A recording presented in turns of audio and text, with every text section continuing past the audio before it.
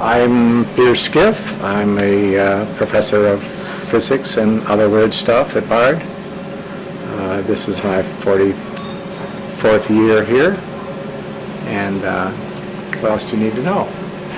I was graduating and getting my PhD in physics from Louisiana State University.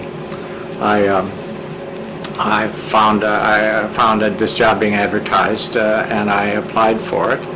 I didn't know much about Bard College. I went and asked my philosophy professor about it, and he said that I wouldn't be able to go because I was not well enough educated, having studied physics most of my life and bootlegged some philosophy on the side. But as he told me, the most well-educated person he's ever known was a teacher at Bard College, and I simply wasn't in that class. Well, that scared me, so that my wife and I came up anyway. We accepted the job, and we panicked because we realized that the students at Bard probably were better educated than we were. So first thing we did is get the reading list for the required introductory course, the famous common course of Heinrich Blücher, Hannah Arendt's husband, as it's always mentioned, and read our way during the summer through the reading list, so at least I would know what the students knew. Most of the faculty did not appreciate this sort of Nietzsche-esque approach to education.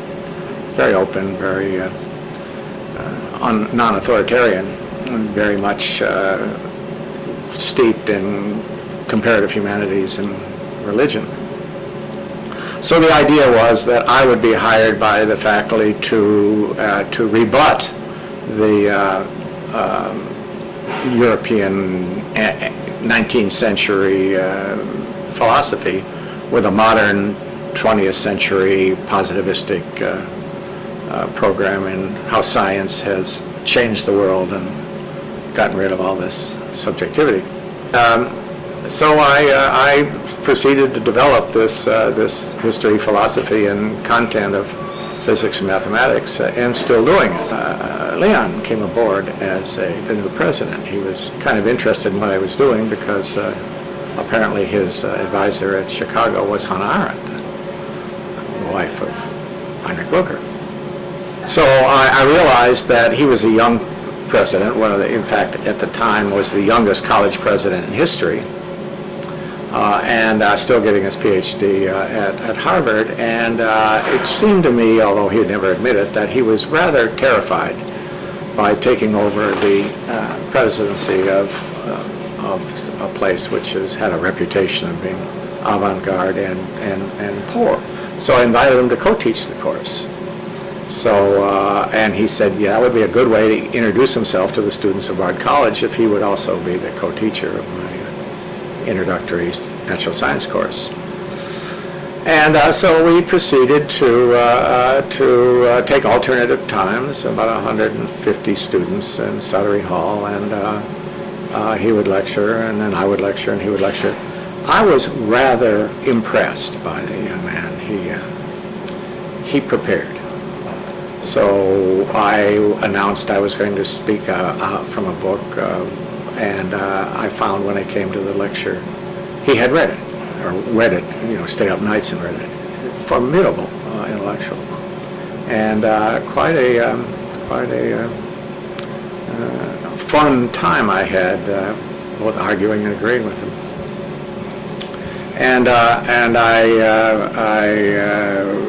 eventually, about 1970 something or other, before Leon came actually, there was a student revolt against business as usual, and the students went on strike and refused to participate in any academic business as usual.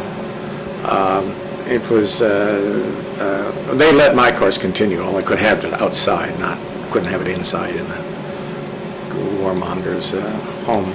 Most of the colleges in America went on strike. We were on strike before the killings, but certainly once National Guard had gunned down some students and an anti-war protester, we were not willing to continue.